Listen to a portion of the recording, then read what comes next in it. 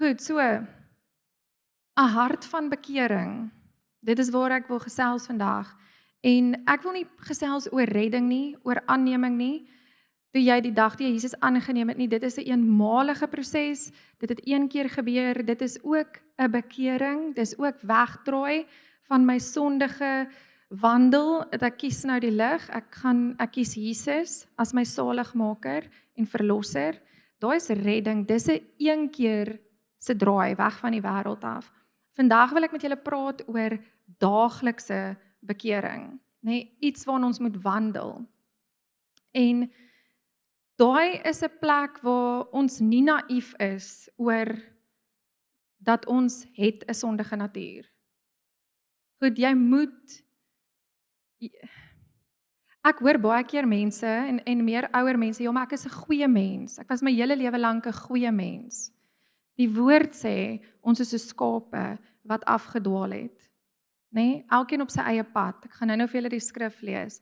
So jy moet met die besef lewe dat ons het 'n sondige natuur. Goed, en daar gaan 'n plek wees waar jy daagliks gaan moet bekeer.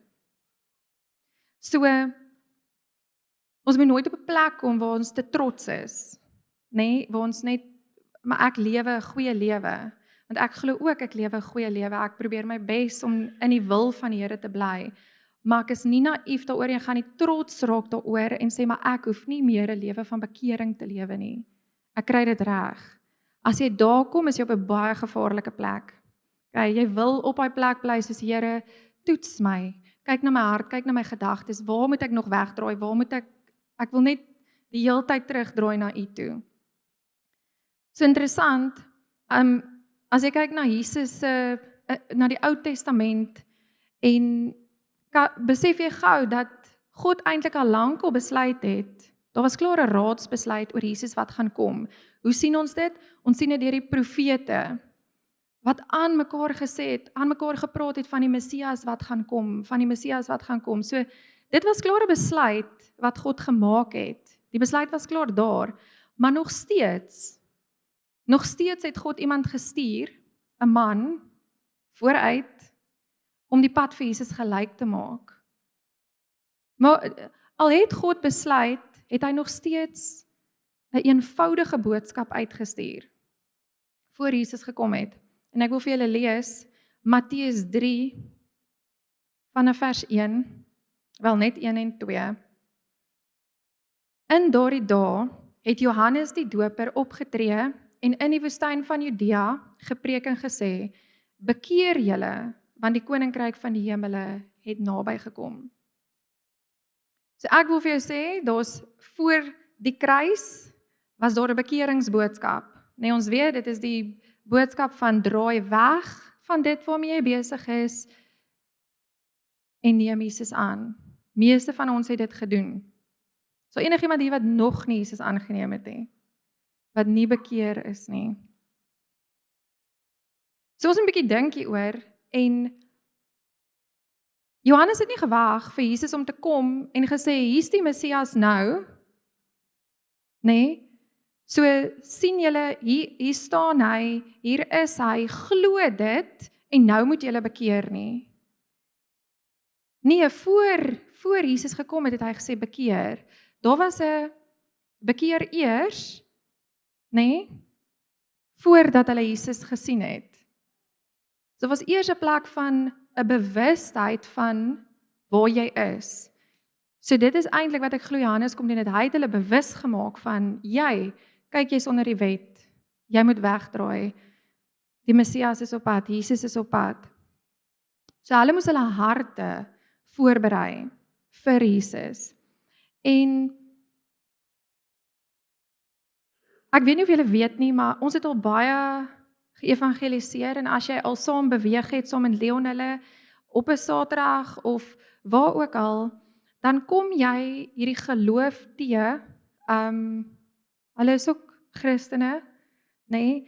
Die ou apostoliese of nuwe apostoliese kerk, en as jy vir hulle sê, het jy al Jesus aangeneem, sê hulle vir jou, maar ek is nog nie reg om te bekeer nie. Ek kan dit nog nie doen nie, ek is nog nie reg nie.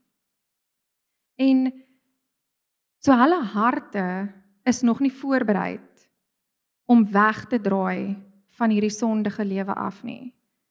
Hulle het gehoor van hom, maar hulle het nog nie die stap gevat nie. Okay, en so dis wat ek glo, hierdie boodskap van bekering van Johannes gedoen. Hy het hulle eintlik net bewus gemaak en gesê, "Ai, bekeer." Okay, want die hemele het naby gekom. Die koninkryk is naby. So bekering vir my, een van die belangrikste, as ek kan sê elemente, een van die belangrikste goed waarop ek fokus, is bekering van my eie hart, in my persoonlike lewe. En as ek baie keer met mense praat, met jong mense praat, met ouer mense praat, is dit seker die een ding wat hulle die minste doen. En ek weet nie of dit is uit 'n plek uit van ek verstaan dit nie, en of dit is uit 'n plek uit van ek is te skaam om hieroor te praat, of dit was te seer, of dit het my identiteit geword. Dat ek kan amper nie wegdraai van dit af nie, want dit gaan beteken, ek gaan heeltemal, soos Paulus sê, myself met die nuwe moet beklee, en die ou moet laat gaan, moet aflê. So, ek wil vir jou sê, as jy sukkel met geloof, en ek gaan nou hierdie stelling van my vir julle vasmaak in die skrif, as jy sukkel met geloof, as jy sukkel met deurbraak, as jy voel maar niks werk uit nie, ek sukkel om te vertrou, ek sukkel om God te vertrou, ek sukkel net om te glo dat wat hy sê gaan gebeur, en jy sukkel met jou verhouding met God, want alles, ons hele wandel saam met God gaan oor geloof. Ek praat in die week met die kinders, toe sê ek vir hulle, die belangrikste ding vir my is, wat julle moet leer terwyl julle hier in die huis is hoe om 'n verhouding met God te hê.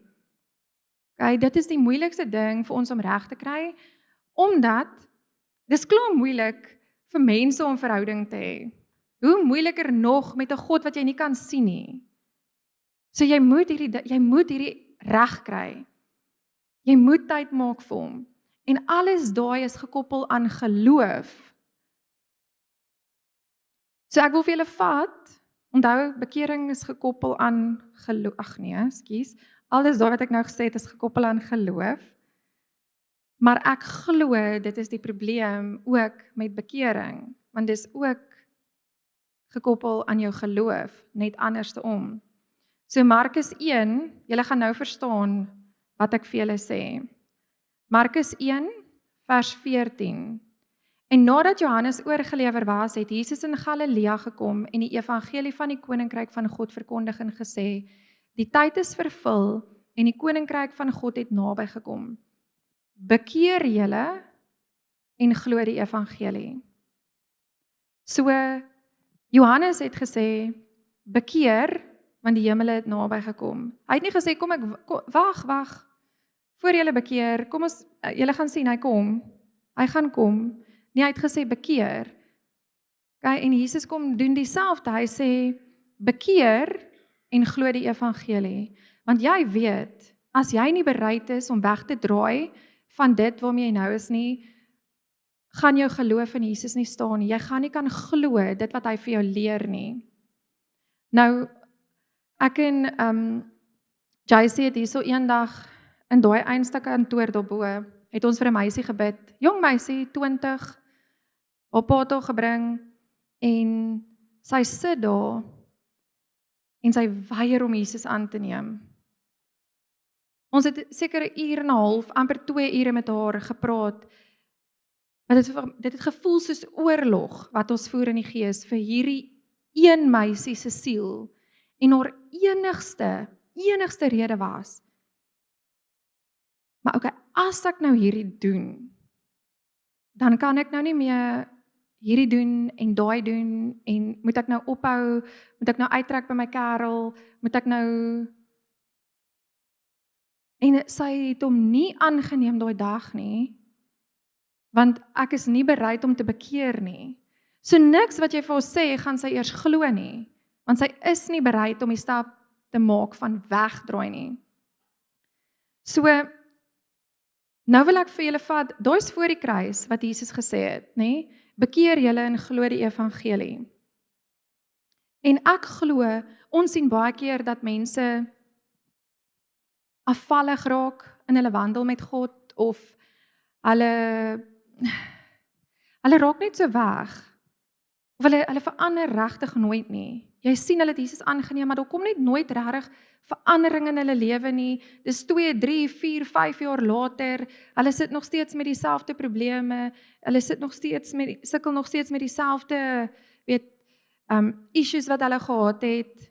En hierdie is my opinie, Janine se opinie, dat ek glo, hierdie is mense wat Jesus aangeneem het, sonder wat nie bereid is om te bekeer van hierdie lewe nie. So hulle wil in die evangelie glo, maar God se orde is eers, draai weg en glo wat ek vir jou sê. Bekeer en glo. Nou daai was voor die kruis. Ek wil vir jou sê, dit het nie verander vandag nie. Bekering is nog steeds deel van ons lewe, voordat jy enigiets anders vir die Here kan vra, voordat jy hom kan vertrou vir enigiets anders, kry jou hart op 'n plek van bekering. Lukas 24, vers 46, so Jesus het sy aardse bediening voltooi, hy's gekruisig, hy het opgestaan, en toe verskyn hy aan sy disippels. En wat sê hy vir hulle?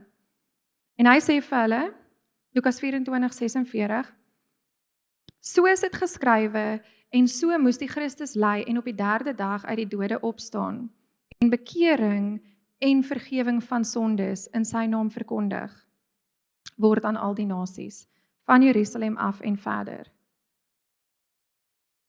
So na die kruis kom Jesus en hy sê, hierdie moes nou gebeur het, en bekering, en dan gaan jy glo dat jy weet dat daar vergifnis is en dit. Maar ek moet wegdraai van dit waarmee ek besig is. Ek moet bereid wees om die stap te neem om te sê, goed, ek gaan nou wegstap van hierdie lewe af. 100% commit om weg te stap van daai lewe af. Dan kan die Here met jou begin werk. Dan gaan jy eintlik begin glo, hy is wie hy sê hy is. Maar wanneer jy nie wil bekeer nie, maar ek wil hom sien, hy's getrou, en ek wil sien, hy's my voorsiener, en ek wil sien, maar ek wil nie hierdie stap doen nie, gaan ek voel, maar ek ken nie vir God nie, maar eintlik wil ek nie bekeer nie.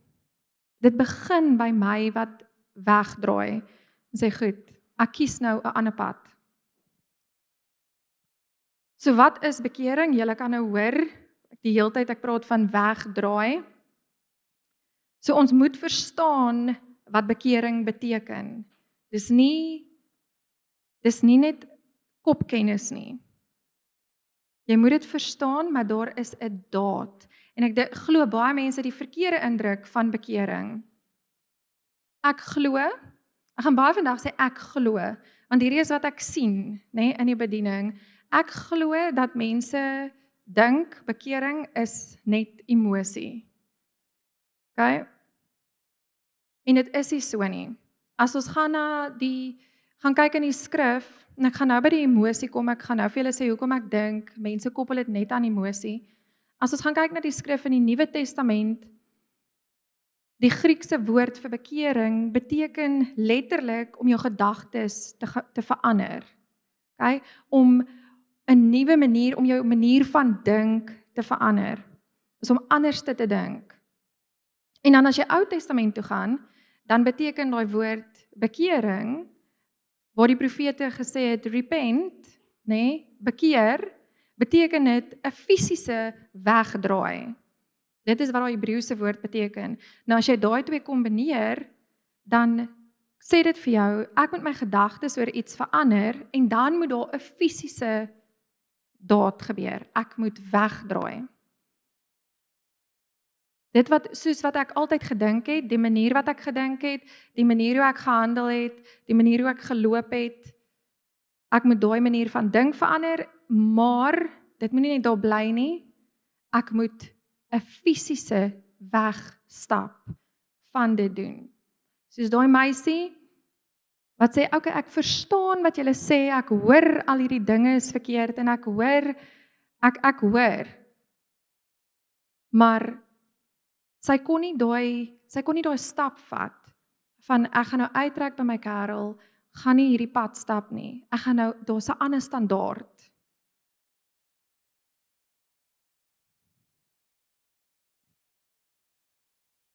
So, waar sien ons die grootste aktiewe bekering? En dis nou vir my, wanneer iemand Jesus aanneem, nê, en hulle is bereid om te bekeer, dan sien jy groot stappe. O jene, ek gaan nie meer na die dansplek toe nie, ek los die alkohol, ek gaan my alles probeer ek probeer nou net voorbeelde soek, die sigarette te los, ek gaan nie meer laataande uit nie, ek gaan nie meer saam met my kerel bly nie, of saam met my meisie bly nie, ons gaan nie meer saam slaap nie. Dit is 'n totale nuwe manier van dink. Okay, my gedagtes moet verander, maar ons gaan nou ook kies om die stap te vat om hierdie nie te doen nie. Okay, daai is groot stappe van bekering. Jy lê dit neer, jy kyk na dinge anderste, jy het 'n standaard gehad waarvolgens jy gelewe het, nou is daar 'n nuwe standaard en jy leer hierdie standaard ken en jy met alles in jou wil jy jouself om in daai standaard in te beweeg. So Jesaja 53 vers 6 sê, en ek wil hê julle moet hierdie hoor, want baie keer dink ons maar ek loop die regte pad. Ek is op die regte pad. Ek dien die Here.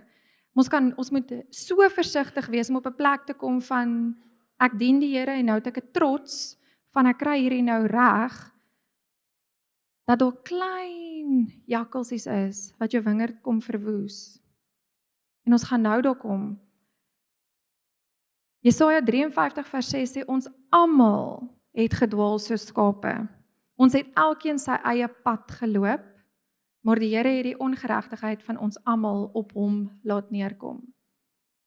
So, voor bekering, na bekering, ons almal is so skape wat verdwaal.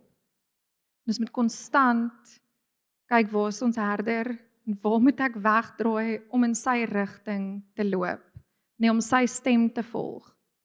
Hy sê my skape ken my stem, maar hulle ken nie net my stem nie, hulle volg my. En as jy hom volg, gaan jy moet wegdraai van wat ook al rigting jy in besig was om in te beweeg. So, nou wil ek kom by die emosie. Nou daar is emosie betrokke by bekering. Wanneer ek gesondig het, of ek het iets gedoen wat in die oë van die Here nie reg is nie, want ek wil nie julle moet dink, ek praat net van groot sondes nie. 'n Gedagte oor iemand wat dalk voor my sit, ek probeer nou, wat kan ek nou dink? Sê weer?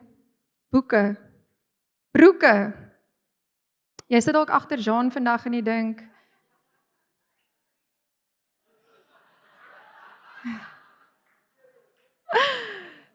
hierdie ou dalk so bietjie verfynd groot geword. Ek weet nie wat jy dink nie. Of weet in jou gedagtes begin en dit gaan in oordeel, ek weet nie. Daar is nou nie 'n goeie voorbeeld nie, Jean. Maar wat ook al, dit is bekering van nie net groot goed nie. Dis die klein goedjies ook, en daar is baie emosie betrokke. En wanneer ek in my persoonlike wandel met die Here agterkom dat ek nou nie gehandel het soos wat volgens sy standaard nie, dis vir my baie erg. Soos ek weet as ek een keer om vergifnis gevra het, die Here vergewe my, maar ek sal 10 keer vir hom jammer sê. Net seker maak uit gehoor, ek is regtig jammer. Ek wou hierdie nie so gedoen het nie, of ek wou nie hierdie gedagte gehad het nie, ek wou nie hierdie gesê het nie, en woorde kan jy nie terugvat nie. Daai is die ergste, dink ek, wat ons doen. Partykeer ons sê iets te vinnig, nê? Nou, daai is nie groot sonde nie. Daai is nie ek het nou saam met iemand voor huwelik geslaap, of ek het egbreek gepleeg in my huwelik, of weet ek mishandel die een of daai nie. Daai is klein goedjies. Nou daar is baie emosie betrokke wanneer ons kom bekeer. Maar nou wat sien ek baie keer gebeur? Mense kom en hulle voel so sleg, nê, oor iets waarmee hulle net nie kan, iets wat hulle net nie kan verander nie, iets waarvan hulle nie los kan kom nie. En hulle kom staan nie voor en hulle huil en ons baie emosie betrokke.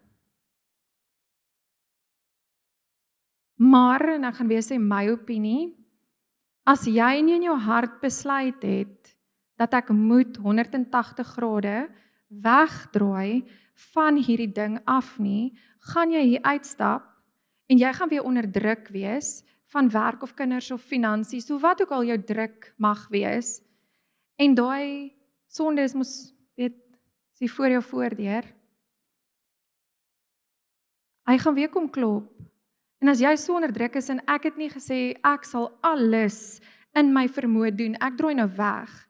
Maak nie saak wat voor my nou kom staan nie, ek het die keuse gemaak om weg te draai, om te bekeer van hierdie, ek het vir die Here gesê, jammer, ek gaan hierdie nie weer doen nie, gaan jy weer struikel. En dan sou ek sê, so dit is baie keer, jou emosie kan nie groter as jou daad wees nie.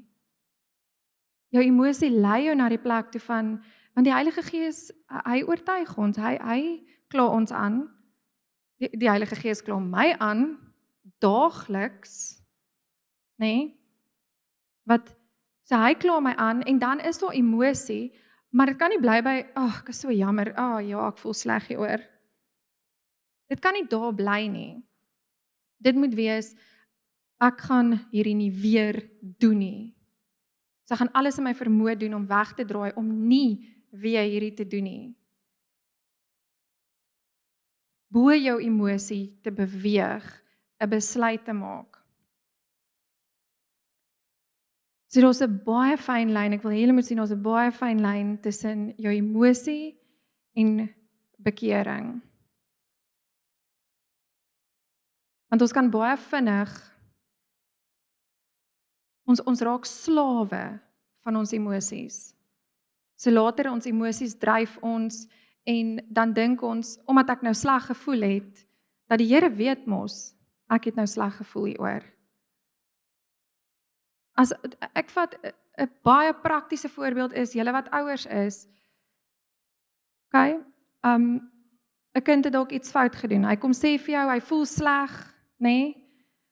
Maar ons het 'n oop verhouding met ons kinders, ons wil hê, kom sê my eerder die waarheid, as jy iets verkeerd gedoen het, jy moet maar deel daarmee, ek gaan dalk kwaad wees, okay? Jy het 'n fout gemaak, maar daar's 'n plek waar ek jou gaan vergewe, daar's 'n plek waar jy gaan sleg voel, maar daar's 'n plek waar jy dit nou nie weer gaan doen nie. Okay? Jy kan hierdie nie weer doen nie. Verstaan ons dit? Ja, so moet dit nou nie weer doen nie. Dis dieselfde met die Here. Daar is emosie, maar die emosie is nie waar dit stop nie. Jou sleg voel het jou nie bekeer nie. Jou sleg voel, jou smart, jou berou oor hierdie ding het jou nie bekeer nie. Jou wegdraai bekeer jou.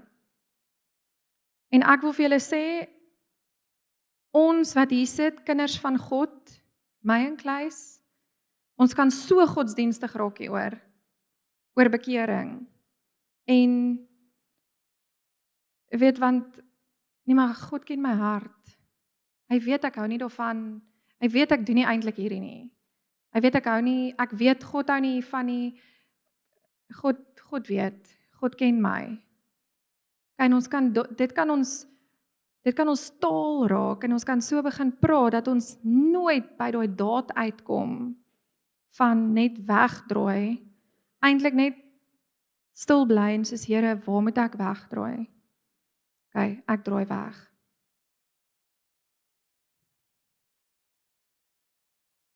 Die Here deel hierdie met my terwyl ek voorberei en soos 'n aktiewe leefstyl van bekering. Hy sê vir my die manier hoe jy bekeer, soos in daai daad ingaan, wys vir ons hoe jy oor sonde voel. En ek was soos, ja. Okay, maar die teenkant is dan ook waar.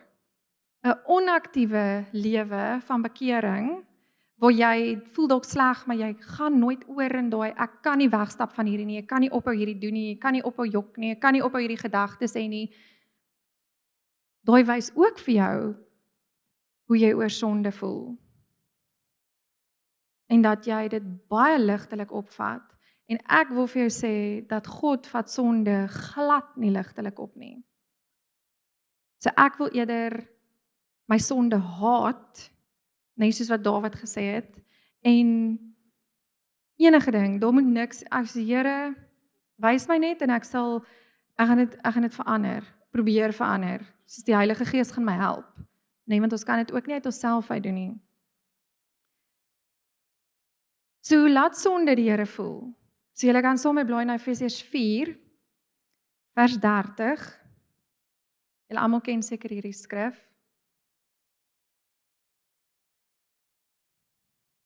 En bedroef nie die Heilige Gees van God nie. Hy is bedroef wanneer ons nie in sy wil is nie. Dit bedroef hom wanneer ons nie gehoorsaam is nie. Dit bedroef hom wanneer ons nie luister nie. Dit bedroef hom wanneer ons nie wil wegdraai nie van dit waarmee ons besig is of dit wat ons vasgehou het in die verlede of daai wat die Here in worship vir my gewys het, daai skaam. Hallo, ons almal het 'n lewe gehad voor Christus. Het al mense by ons kom sit, dan sê hulle vir ons, ek kan nie eintlik nie met julle praat hieroor nie. Nee, want ek weet nie, en dan sit en bewe hulle hier voor ons, en ons is rustig, relax, wat gaan aan? Okay, en dan sê hulle dit, en dan soos, okay, maar kom ons bid, dan sê hulle soos, maar is dit nou dit? Ja, jou hart voor die Here, om te wil wegdraai van hierdie af, dis dit. Dis wat hy soek. Hy soek dit, hy gaan jou nou nie slaan en ons gaan jou nou veroordeel en hoe durf jy wat het jy gedoen? Nee, want ons almal het so iets in ons lewe. Hoe kon jy so gedink het? Hoe kon jy dit gedoen het? Hoe kon jy hierdie gesê het? Hoe kon jy daai gedoen het? So ek wil hê jy moet dink aan die ergste ding wat jy al ooit in jou lewe gedoen het, of dit nou voor Jesus was, of na Jesus was, ons almal het dit. Maar wanneer jy kom na hom toe met jou hart, jy sê Here, ek voel regtig, ek wil voel oor hierdie ding soos wat u hieroor voel, ek het berou hieroor, maar ek gaan nou wegdraai. Ek wil vergewe en vergewe my, ek wil vergewe en ek wil wegdraai van hierdie ding, want dit hou jou vas. Dit hou jou vas. So daar's twee goed wat ek vinnig wil sê. Twee goed wat jou weerhou, wat ek glo, wat ons weerhou van bekering, is dit net ons sonde, ons siening oor sonde, en die feit dat sonde jou mislei, nee? En dan 'n godsdienstige hart. Soos wanneer ons op 'n plek kom van trots. Wanneer ons net voel, maar ek het al die groot goed neergelê. En nou wandel ek saam met die Here, maar ons bly nie op daai konstante plek van, Here, van wat moet ek al wegdraai? En dan vorm daar 'n tipe trots in jou hart, en jy bring nie meer jou hart voor die Here, laat hy dit ondersoek, en vir jou sê, maar net daai gedagte, want dit is nie meer die groot goed nie, net daai gedagte wat jy het, elke keer wanneer jy verby daai persoon loop, of net daai gedagte wat jy het oor finansies, of net daai gedagte wat jy het oor die tipe flieks wat jy kyk, of die musiek wat jy luister. Dis klein goedjies. Dis klein goedjies wat ons dan nou, weet ek, praat die ander dag met iemand en sy sê sy gaan hierdie flieks kyk, maar dis okay, want sy stap al vir jare 'n pad saam met die Here. 10, 15 jaar, so die fliek gaan niks aan haar doen nie. Sy weet sy is sterker as die fliek. Ek wil vir jou sê, jy is nie sterker as die sonde nie, in jou vlees. Jy is nie. Here sê weerstaan, so as ek moet weerstaan, moet nie die fliek kyk nie. Hoekom wil jy jouself oopmaak vir dit? Moenie jouself eers oopmaak vir die versoeking van die sonde nie.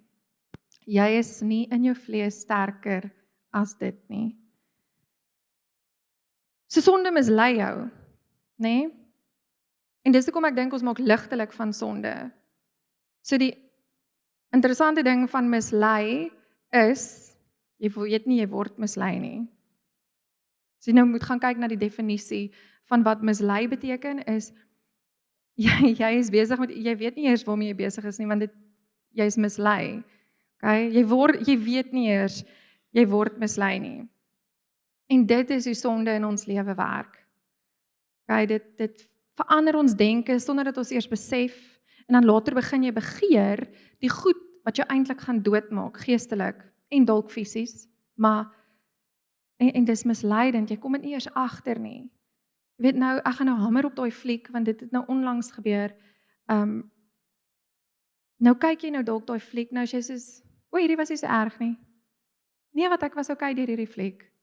Nou kyk jy dalk nog so fliek en nog so fliek en voor jy jouself kry, moet jy nog so fliek kyk en moet jy nog is al flieks en nou sit op jou, weet as jy jou TV oopmaak of jou Netflix of jou Showmax, dan is dit net sulke tipe flieks. En is baie subtiel en dan voor jy jouself kry, loop daar 'n mooi dame of 'n kerel verby jou en daar's hoekom ewe skielik let ek nou hierdie persoon op wat ek nooit van tevore af op. Hoekom? Dis nie jy het jouself oopgemaak, nê, gedink jy is sterker as die sonde wat jou mislei het om te dink jy is sterker as die sonde. En nou kry jy jouself in 'n plek waar jy nou gedagtes oor ander mans of vrouens het. En dan wonder jy, hoe het ek myself daar gekry? Jy het eens weggedraai van daai goed af, moenie terugdraai na dit toe nie. Moenie dink jy is sterker as dit van dit wat jou weggedraai het nie. Ons kan nie sonde ligtelik opneem nie. Dit is misleidend, dit gaan jou mislei en dit gaan jou keer om te bekeer van die sonde af. En dan gaan jy later skaam begin raak. Want nou is jy dalk iemand wat nou al 15 jaar 'n kind van God is. Ek is nie veronderstel om te sukkel met hierdie goed nie. Dit is wat ons hoor. Mense kom sit by ons en sê vir ons, ek is skaam hieroor. Ek het nie gedink hierdie gaan ooit met my gebeur nie. Ek is die een wat gesê het, hierdie sal nie met my gebeur nie. En nou sit jy daar. En ja, die Here kan jou oombliklik kom vergewe wanneer jy bereid is om weg te draai weer van dit af. Maar moenie, as jy weggedraai het, draai weg en hardloop. Moenie dink dis te klein of jy is sterker as dit nie.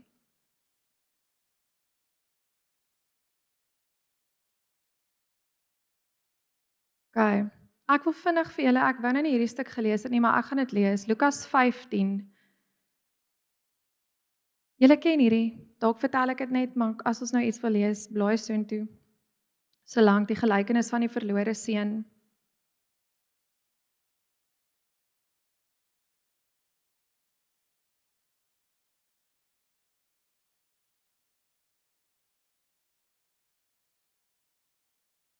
So kom ek vertel maar net vir julle die storie. So julle ken die storie van die verlore seun wat gegaan het, sy erfporsie gevat het, dit gemors het en toe besef het, o gats, dis nou 'n baie kort weergawe, né? Ek het 'n groot fout gemaak. Ek gaan teruggaan. Okay? Nou ons ken hierdie storie want ons verduidelik altyd die vaderhart met hierdie storie, maar ek wil hê jy moet vandag fokus op die seun, wat hy besef het en wat hy gedoen het. Hy het teruggedraai. Daar was 'n besef, hy het berou gehad oor dit wat hy gedoen het, maar toe het hy aksie geneem en hy het teruggekom. En interessant, wat ons altyd sê, is die Vader het vir hom gewag, né? Die Here kan nie met jou werk. Hy wag, hy is daar nog die heeltyd. Sy posisie het nie verander nie. Ons slaan in 10 verskillende rigtings in. Hy bly, hy staan vastig, hy's getrou, hy is wie hy sê hy is. So hy is daar en hy wag. Maar hy kan niks doen as jy nie die besluit gemaak het om terug te draai nie. En toe wat doen hy? Toe gee hy vir hom die beste. Nou skuif jou fokus na boetie nommer 2. Jy weet, iemand het nou dalk uit die kerk uit gegaan en hulle het nou iets gedoen wat niemand van hou nie, of hulle het nou, maar nou besef hulle, ek het 'n fout gemaak en ek kom terug. Nou is dit soos, wat doen hy? Hoe's hulle nou weer terug?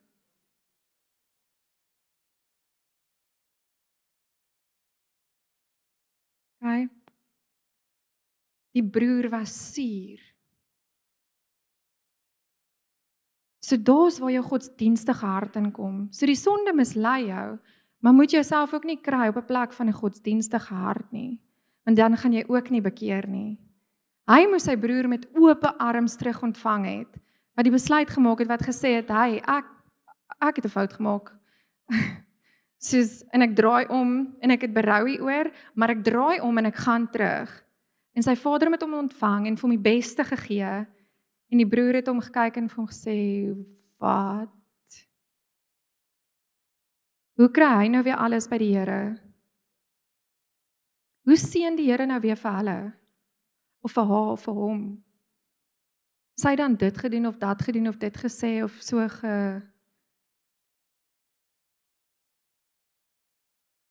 So jy het sonde wat jou mislei, dat jy nie tot bekering kom nie, en dan het jy 'n godsdienstige hart, waar jy te trots is, te hoogmoedig is, dink ons is sterker as die sonde en beter as die een wat gesondig het.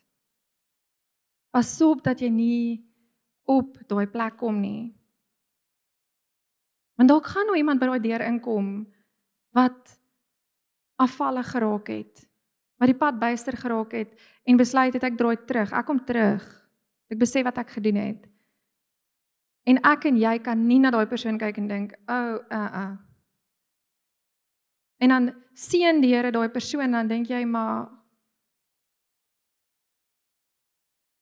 soos ek en jy kan nie daar kom nie, ons kan nie bekostig om daar te kom nie. En ek wil net op dit sê, sy vader het vir hom die beste gegee. Die Here het die beste vir ons. Maar ons moet die besluit maak om te bekeer. Ons moet omdraai en teruggaan. So baie keer wil ons, soos ons weet, daar's al hierdie seëninge en die beste en die vet en die olie en die alles, maar ons moet daai stap vat, ons moet bekeer. Ons moet gaan. Hy staan, dit is wie hy is. Wie hy gesê het hy is en wat hy vir jou gaan doen, is die waarheid. Maar jy gaan, jy draai weg en jy gaan nader. Dan wil ek's naby aan afsluit, as Erik kan so lank vorentoe kom. Die Here is naby die wat gebroken is van hart. En ek wil vir julle sê, dit gaan nie oor ek is hartseer en nou is die Here naby my nie. Ja, die Heilige Gees is my trooster. Maar die Here is naby die, Psalm 34:19 sê die Here is naby die wat gebroken is van hart. En hy verlos die wat verslaas van gees. Wanneer ek na hom toe kom en sê, Here, ja, ek sukkel, ek is so jammer, en ek breek voor hom, nee, my hart is gebreek, oor iets wat ek gedoen het, of wat ek gesê het, wat iemand seer gemaak het, of persoon wat ek nie bedoel het nie, of hoe dit verkeerd uitgekom het, of hoe jy dalk met jou kinders gepraat het, en soos daai tipe goed breek my hart. Soos Here, ek is so jammer. Die Here is so, ek voel hom. Jy voel daai vergifnis. As jou hart bereid is om weg te draai en te sê, ek gaan hierdie nie weer doen nie. Ek kan hierdie nie weer doen nie. Ek kan nie toelaat dat my gedagtes daar gaan nie. Ek kan nie toelaat dat hierdie uit my mond uitkom nie. Ek kan nie toelaat dat partykeer is dit net jou gesigsuitdrukking.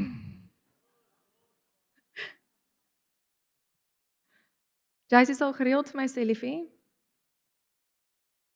jou gesigsuitdrukking. Sê vir my, soos, gaan praat bietjie met die Here. Okay. Ons moet so eerlik wees met mekaar, né? Jou man moet jou accountable hou en ons hou mekaar accountable.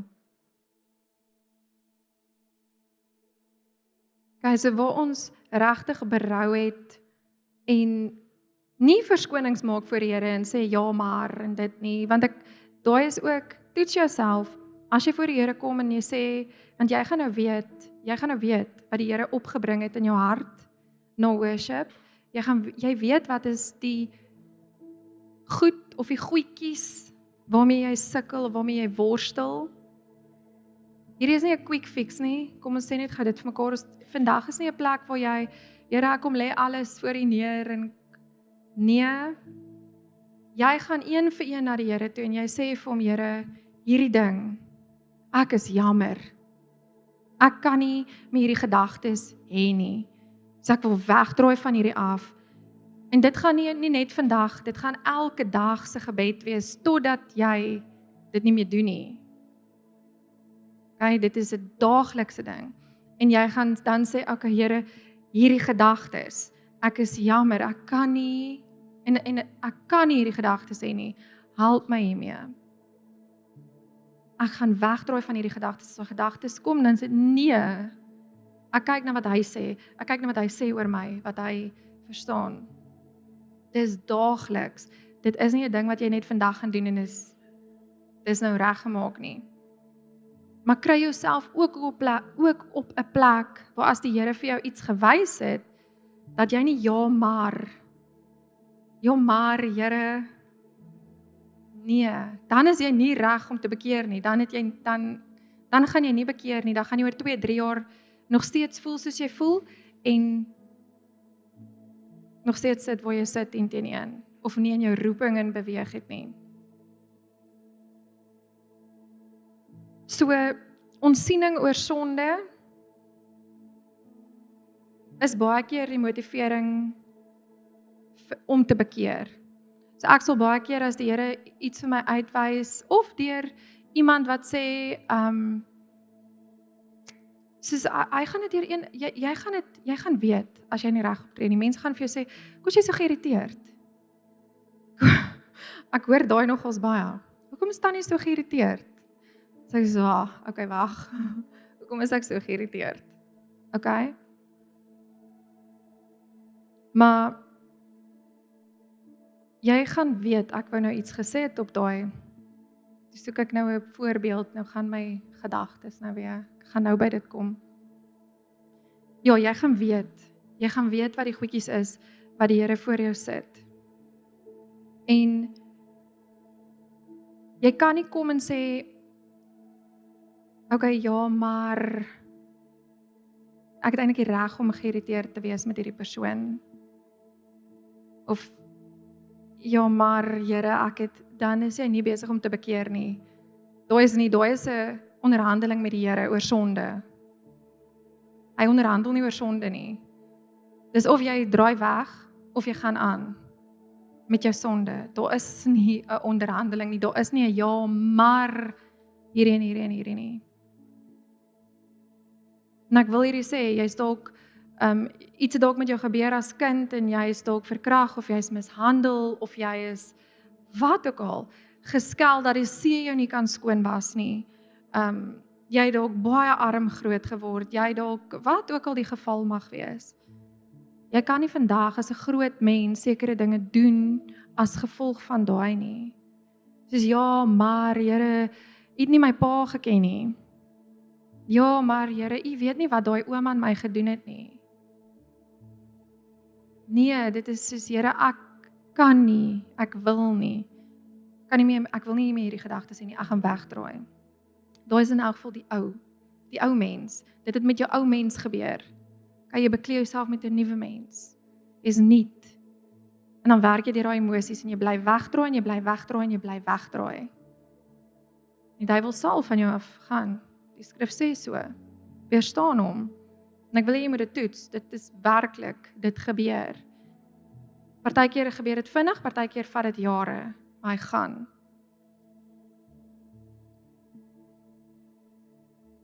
Ek wil hê julle moet sommer staan.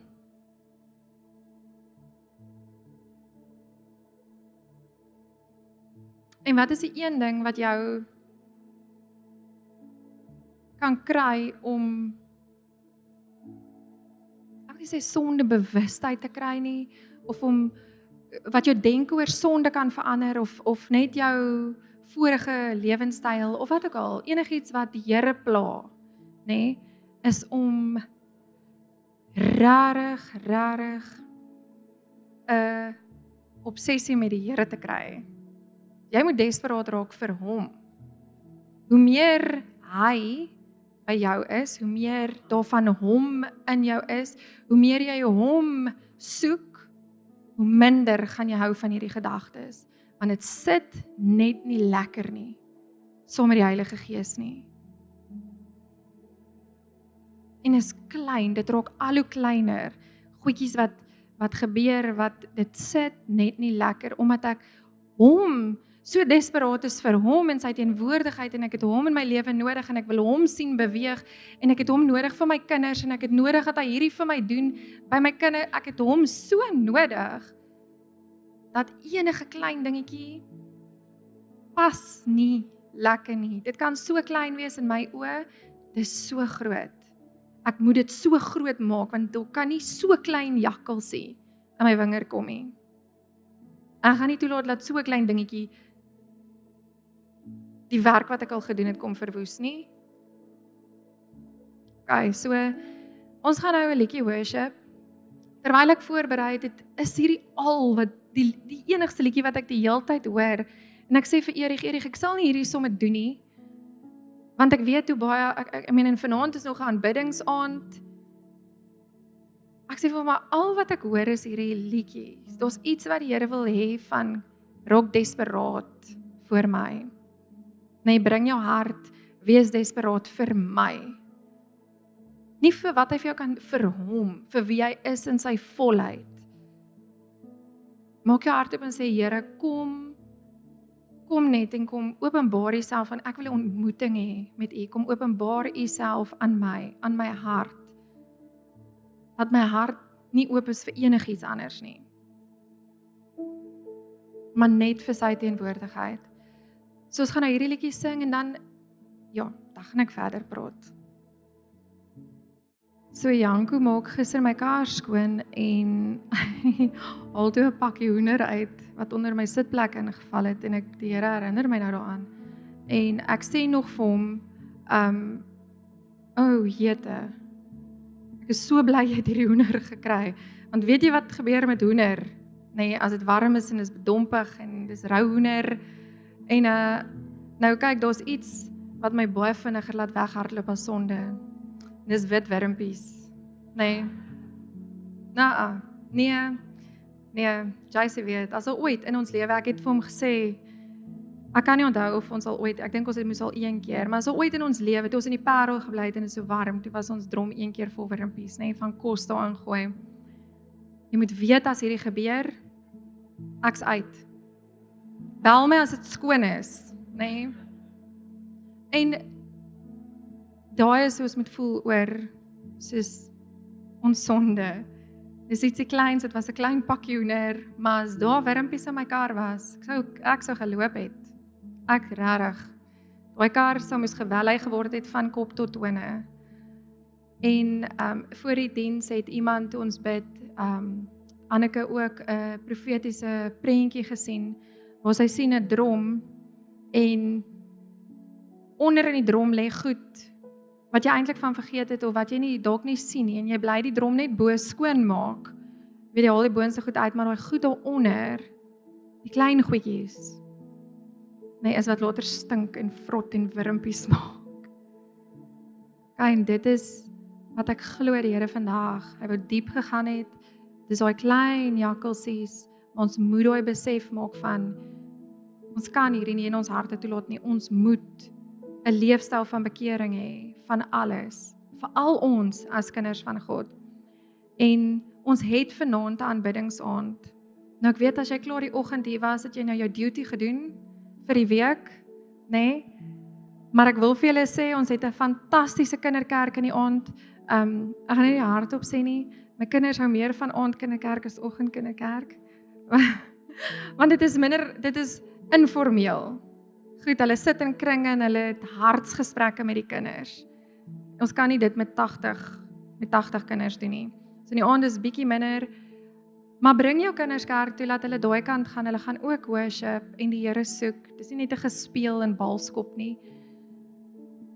En kom laat die Here vanaand losmaak in jou hart wat vas het, en gaan skryf dit neer, want wanneer jy dit begin neerskryf, is dit 'n realiteit.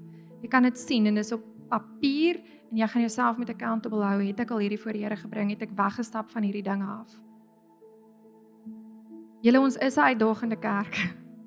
Ek sit die week by mense in gesels en ek nooi hulle kerk toe. En toe hulle nou so 'n bietjie kyk wat ons doen, toe sê hulle soos nee. Julle is nogals erg. Ja, ons is baie erg. Okay, ons is erg vir die waarheid. Ons is erg vir heilig lewe om onsself reg te kry vir as Jesus kom. So ja, op daai noot. Amen. Julle moet 'n heerlike middag hê en dan kom vanaand, dit gaan uit die hemel wees.